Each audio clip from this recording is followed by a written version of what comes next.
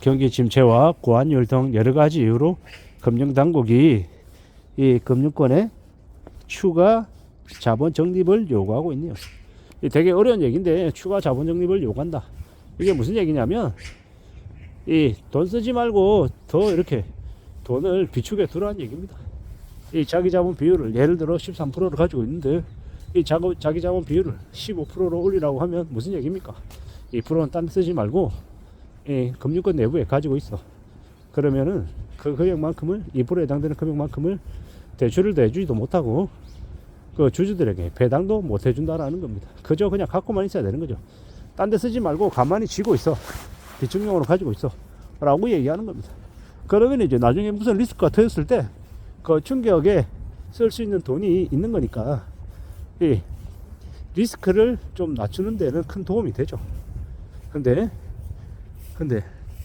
실제로 이제 그 2%만큼의 돈을 사용을 못하면은 그로 인한 이제 추가적인 영업활동, 영업이익도 이제 나오기 어렵고 이 주주들한테 배당도 안 해주면 주주들이 이제 싫어서 이제 배당주는 다른 이제 주식으로 갈아탈 수 있는 거죠. 팔아버릴 수 있다라는 겁니다. 그런 상황들이 이제 앞으로 벌어진다라는 겁니다. 근데 그럼에도 불구하고 자본금을 추가로 적립하라고 얘기한다라는 건 뭐겠습니까? 금융당국에서 그만큼 우려스러운 이 뱅크런이든 아니면 여러 가지 쇼크가 발생할 수 있다라고 보는 거죠. 지금의 사태를 예사롭지 않게 본다라는 겁니다. 예를 들면 그런 거와 똑같은 거죠. 매달 벌어야 되는데 500 중에서 400을 쓰고 100만 원을 이제 자기 자본처럼 킵해가지고 가져가고 있는 가정에 매달 100만 원 남기지 말고 앞으로 150만 원 남겨. 사는 게 힘들 것 같아. 50만 원 덜 쓰고 통장에 남겨라고 얘기하면 어떻게 됩니까? 50만 원 덜 쓰려면요. 학원을 하나 끊어야 되든지 학원 하나 덜 보내든지 아니면 뭐 엄마나 아빠나 가져가던 용돈이 예를 들어 50만 원이었다라고 하면 단순 계산하면 한 20만 원씩 까든지 아니면 먹는 거를 뭐 좀 확 줄이든지 뭐 눈에 보이는 이 뭔가를 좀 줄여야 그게 가능한 거죠. 그 단순한 예시입니다만은 금융권들도 마찬가지인 거죠. 그리고 이제 금융권들이 추가 자본 적립을 하기 위해서 가장 손쉽게 하는 게 뭡니까? 기존 대출자들에게 가상금리를 부과하는 겁니다. 그래서 기존에 들어오던 이제 수입을 더 늘리는 거죠. 대출 이자 원래 100만 원 내던 사람에게 150만 원 내라고 얘기해서 매월 50만 원 더 들어오게 만드는 거하고 똑같다라는 겁니다. 예를 들면 이런 거죠. 아까 말씀드렸던 500만 원 벌어서 400만 원 쓰고 100만 원 남는 가정에 앞으로 150만 원 남겨. 이러면 근데 아무리 봐도 기존에 쓰던 생활비 안에 줄일 게 없어요. 근데 50만 원을 더 남기래요. 어떡합니까? 이제 아빠가 밖에 나가서 음식 배달 일 해가지고 50만 원 더 벌어오는 거예요.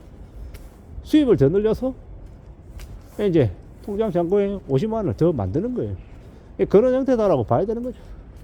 어느 쪽이 됐든 간에 이제 기존에 이제 적립해 놓은 자본금보다 자본금을 더 늘린다라는 건 금융권 입장에서는 쉬운 일은 아니다라는 거예요.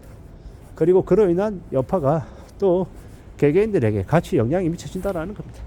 그래서 사는 게 더 힘들어진다라는 겁니다.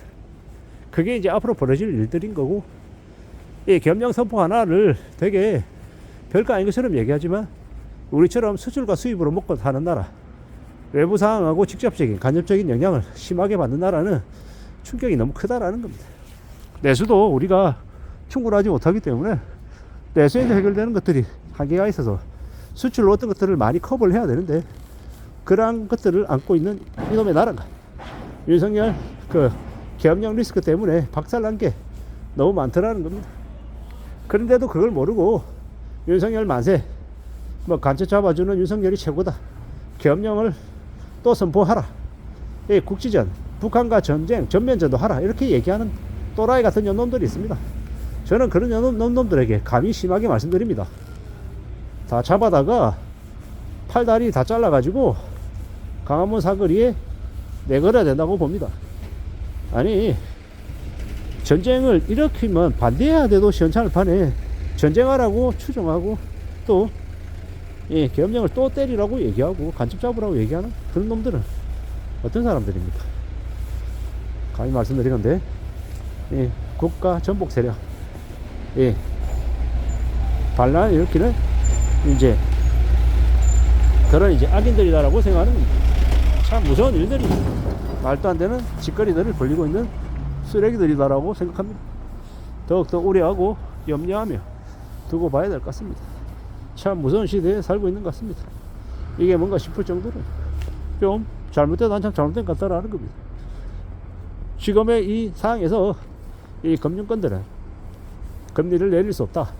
가상금리를 더 올리고, 가상금리를 올릴 이유가 그저 그냥 그들이 그냥 불안해서가 아니라 금융당국조차도 이 추가적인 자본적립을 요구할 정도로 상황이 좋지 않기 때문에 그걸 잘 대비 대응해야 될 것 같다라고 말씀을 드리는 겁니다. 우리가 살아가는 세상이 이토록 복잡하고 연결되어 있는 것들이 많기 때문에 함부로 단순하게 생각해서는 안 되겠다라는 거. 그리고 마음을 좀 굳게 먹을 필요가 있겠다라는 겁니다. 그러니 좀 더 신중하고 좀 더 조심하는 모습들이 필요하겠습니다. 앞으로 어떻게 살아야 되나, 뭘 먹고 살아야 되나 라는 고민도 많이 되네요. 이 엄난한 시대를 어떻게 하면 좀 무탈하게 지낼 수 있을까 라는 생각도 듭니다. 좀 나아져야 될 텐데, 괜찮아져야 될 텐데, 이 윤석열 리스크가 좀 하루빨리 사라지면 좋겠는데 금방 사라질 것 같지는 않습니다.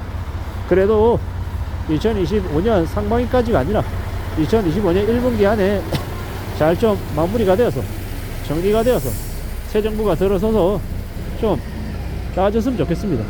그런 생각, 그런 바람, 그런 기대를 지금 가지고 있습니다. 어떻게든 이놈의 나라가 하루빨리 안정이 돼서 우리네 삶이 무리 없이 흘러갔으면 좋겠다라는 겁니다. 너무 우려스럽고 너무 충격적인 일들이 벌어지고 있는 것 같아서 걱정입니다. 정상적인 나라가 다시 되기를 진심으로 바랄 뿐입니다. 이 엄난한 시대를 살아가고 있는데 어떻게 살아갈 수 있는 걸까? 과연 괜찮을 수 있을까? 나아지긴 하는 걸까? 나아질 수 있을까? 라는 걱정과 두려움, 공포 이런 것들이 계속 생깁니다. 아무쪼록 저만 그런 건 아닐 겁니다. 옛날 며칠을 밤잠을 못 자서 되게 고민이 많이 된다, 겁이 많이 난다라고 얘기하는 사람도 있고요. 이런 와중에 또 나는 괜찮은데, 밤에 잠 잘 자는데 뭐 걱정 안 되던데, 이런 개소리 하는 이 쓰레기 같은 인간들도 많습니다.